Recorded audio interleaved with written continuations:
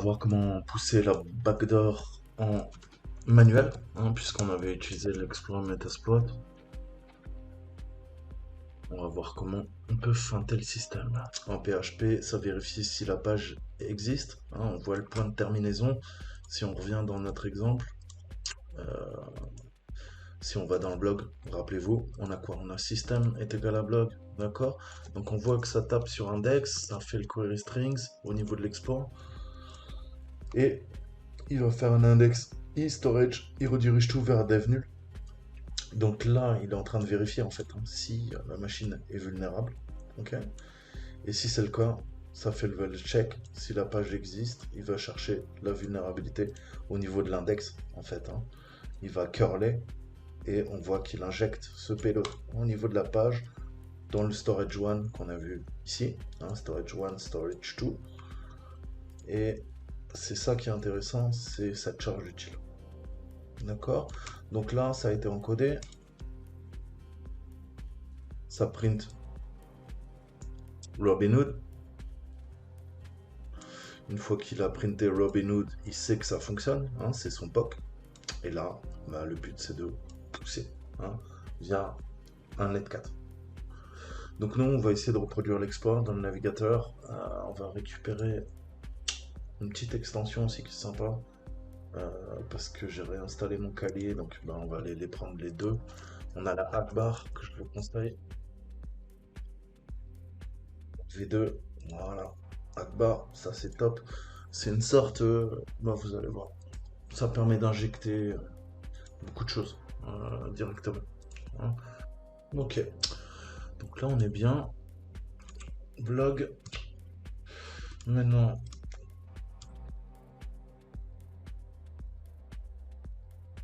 j'ai la Akbar là. Voilà. Et vous voyez, vous pouvez faire beaucoup de choses, hein. Chiffrement, encodage, SQL et taper directement, hein. Ça va nous permettre d'injecter directement LFI, XFI, Basic LFI, hein. Tout ça, ça vous fera gagner du temps, hein, puis ça vous rafraîchit la mémoire. Le double encoding, comme je vous avais montré hier, hein, on va utiliser des nullbacks, etc., etc., etc. Truncation, on peut les faire à l'inverse, hein. Filter bypass tricks, hein, pareil pour contourner les filtres, d'accord? Donc c'est pas mal, hein. Franchement, c'est une petite application qui a plus de 20 ans. Je sais pas, non, mais c'est super vieux. Plus de 10 ans, en tout cas, facile. Et je crois que je vous l'avais jamais montré dans mes vidéos. Donc voilà, hein, XSE, il y a beaucoup de choses, hein. Donc là, on va pouvoir injecter. On va pouvoir charger l'URL et modifier bah, la data, hein, au niveau de nos requêtes POST, puisque visiblement, hein, sur le point de terminaison, il y a quelque chose qui est faillible, d'accord? Qu'on va venir exploiter.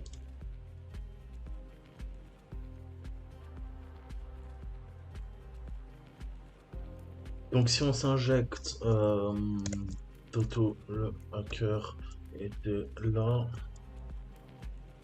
on l'a, d'accord? On voit que l'injection elle fonctionne, d'accord? Donc là on peut commencer à injecter, il n'y a pas de souci, on voit que notre print il passe, c'est notre POC, ça passe, hein. Euh, dans l'exploit, lui tester Robinhood, ok? Donc si le print passe, maintenant on va faire, vous l'avez compris, quelque chose de plus costaud, on va faire un appel système tout simplement, hein. Qu'est-ce qu'on a vu dans l'exploit tout à l'heure? On a vu qu'il utilisait un netcat E, d'accord? Avec son petit payload classique, c'est-à-dire votre machine, votre Kali Linux avec le port. On va tester le Metasploit, on va se faire notre injection. Dojo, Metasploit, le E, et on appelle bin bash. D'accord, on referme. Je suis en single quote, donc ouais, non. Hop. Système déjà ça va pas passer. Ça mouline. Et on est dedans. D'accord. Alors, ça passe. Il faut stabiliser cette merde. Vu que là on est en dump shell, on va utiliser comme la dernière fois euh, notre PTY. Import PTY. On est stabilisé. On est Donc vous voyez, c'est comment exploiter l'exploit Metasploit, mais à la main. Donc là, on est avec le compte Apache. Hein. Vous avez vu comment on fait notre escalade. Euh, Bah, typiquement, il va falloir pousser quelque chose. On va voir show database, information schema. Hmm. Donc là, on voit qu'on n'a que l'information schema quand on se connecte comme ça avec le compte. Je vais pas refaire tout l'exercice, vous montrer les escalades, hein, mais on aurait pu quoi. Déjà, trouver un exploit pour le Linux, ok. Il doit, comme la machine est très vieille, euh, il doit y avoir un exploit peut-être pour cette machine. Sinon, on peut utiliser la faille d'Ortico. Hein, vous allez la récupérer, vous récupérez le fichier hash, vous le compilez, hein, et vous avez votre exploit. D'accord? Vous l'exécutez sur la machine et tout ça. Mais je vous avais déjà fait des vidéos comment utiliser Dartico et tout ça. Donc je vais pas le refaire. Hein, j'ai pas envie que la vidéo dure des heures. Si vous vous rappelez, vous avez vu les précédentes vidéos, qu'est-ce qu'on sait? Bah, on l'a le root, hein, on l'a en tête. C'était mon, vous vous rappelez le fuck you, hein? Donc, comme on a le mot de passe, qu'est-ce qu'on peut faire? Je peux me reconnecter à MySQL, user root, password, j'ai le password, passe. Show databases. Ok. Use gallery. Ok. Show results. Ok. Select all. On fait nos requêtes. Selection two from dev account.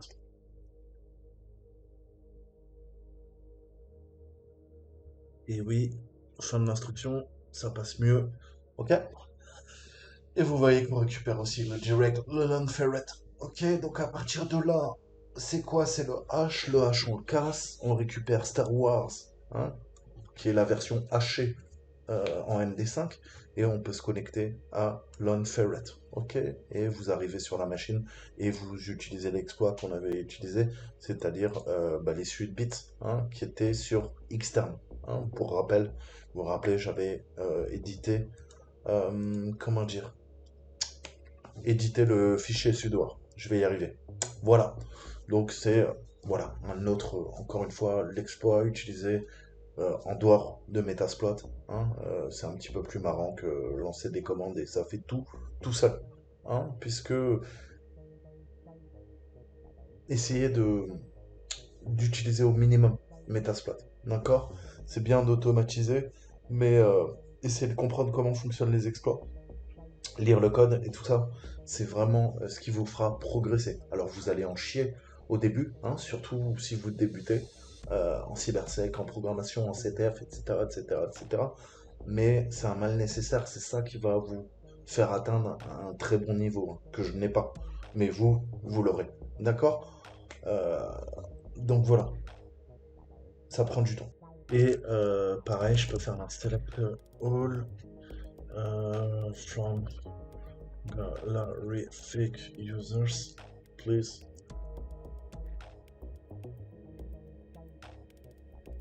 Ok. On a également le super user. D'accord. On tape dans galerie, ok, on voit qu'on y arrive. Generic gallery, on voit le gadmin dans le href, intéressant pour nous. Pourquoi? Bah parce que c'est là qu'on va commencer à pousser. Donc je peux gérer le CMS Lotus qui gère le site Galerific ou la galerie Galerific. Je sais même pas, je crois que c'est un CMS. Hein, vous voyez, ça c'est le mode normal. Et l'autre, vous l'avez compris, c'est le mode admin. Hein, c'est en vert, on a le dashboard et on a des photos. Là, ça devient intéressant. Ok, puisque on va pouvoir quoi? On a du PHP. Je peux peut-être injecter quoi? Injecter une photo qui serait en fait une charge utile. Hein, on peut tester. Donc, ça dégage. Et on voit qu'à chaque fois, ça va dans photo. Et il y a un renommage automatique de la photo. D'accord? Alors, comment on pourrait feinter? On va se pousser une porte dérobée. Sudo msl Alors, ce que j'ai fait, Evil PHP, non. Hein, on va le mettre au format RAW. Je vais lui dire JPEG. D'accord? Donc, du coup, on va se prendre Use Explorer Multi Handler. Puisqu'on veut récupérer set payload PHP l'interpréteur. Je prends exactement la même chose que j'ai mis là, hein, sinon ça passe pas, vous le savez. Reverse TCP. Ok. Options. Show options. Options. Je vais taper. Alors, set host. Donc ça c'est ma machine, listing host.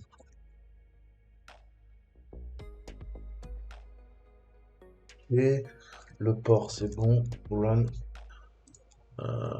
Qui s'appelle Evil JPEG, que moi je l'ai renommé Evil JPEG. Ok.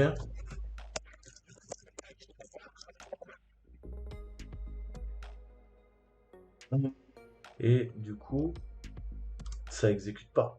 Il faut que je trouve une solution pour exécuter mon code malveillant PHP qui est encapsulé dans l'image. Hein. Je sais elle est téléversée sur le serveur. Maintenant, il faut que je trouve, que je détourne une fonction en PHP.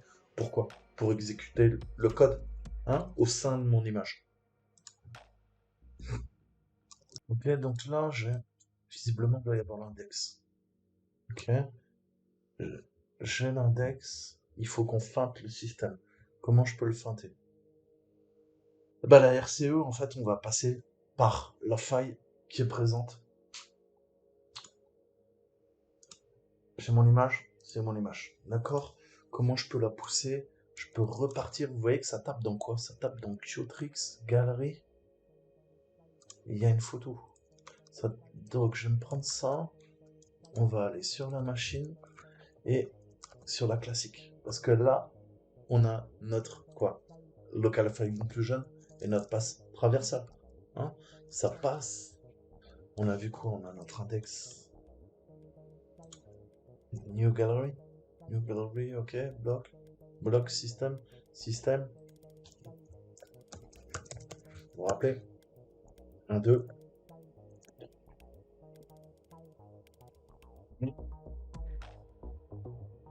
5, on avait fait. Hein. Et en fait, quand on fait un peu de reconnaissance avec le serveur Apache, on a dans Home, ça m'avait intrigué dans la première vidéo, on avait un www. En fait, le serveur, il est hébergé dans Home. Il n'est pas dans var www.html. Donc on sort, on va dans le home www, on retape sur quoi? Bah sur le Qtrix. Et là, on rentre dans, vous avez compris, dans le home www, c'est quoi qui est hébergé? C'est le Galerific, ok? Où sont stockées nos images. Et là, je tape sur mon image. Hein, pas grand chose, ok? Pourquoi? Bah parce que le problème, c'est que elle s'exécute pas. Hein, il faut que je trouve un moyen de l'exécuter. Comment je peux feinter ça? Je peux lui mettre une double extension.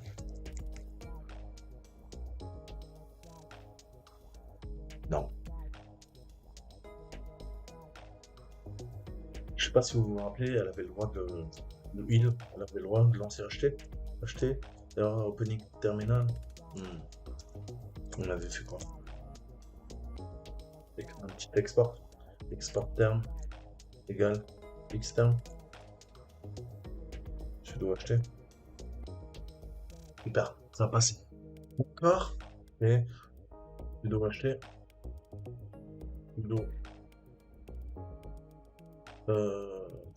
Ouais, je vais y arriver. Je n'arrive plus à me concentrer. Export. Term égale externe. Je dois acheter. Ça a l'air un peu mieux. Est-ce qu'on peut faire un CTRL T? Ça passe. HF. Ok.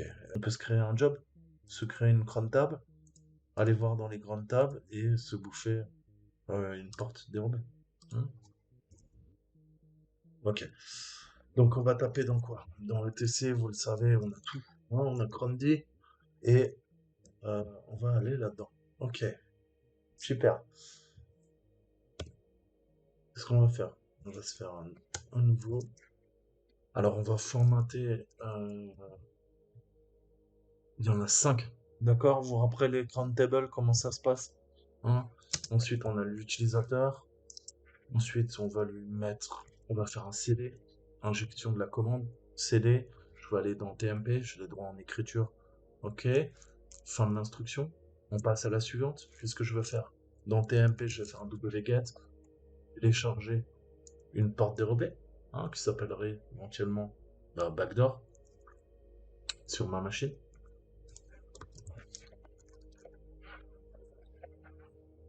Ok. Ensuite, instruction suivante, peu importe l'état, on lui fait quoi? Un chmod X, on lui donne les droits, hein, sur backdoor et on exécute la backdoor.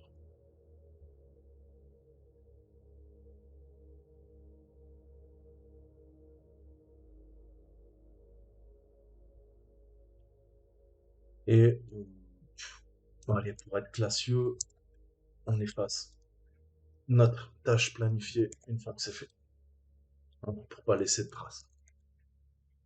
Voilà. Donc je vais l'appeler Explora. On va sauvegarder. Alt F, Save As. Je vais aller dans. Qu'est-ce qu'il me fait? Non, je vais aller dans ETC.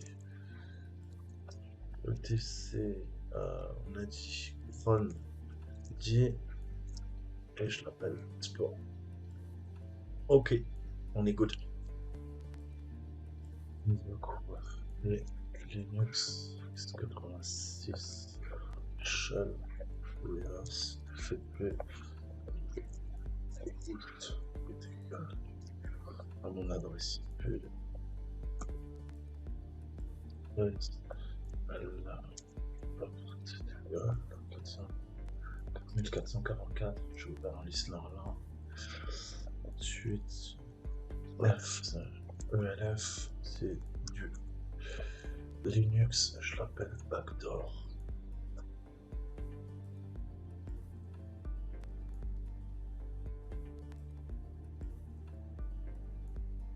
Putain, on héberge par 8000. Putain, on a mis un peu de temps. Ready. Et on est route. Voilà, je vous dis à très bientôt, j'espère que ça vous a plu. Ciao ciao.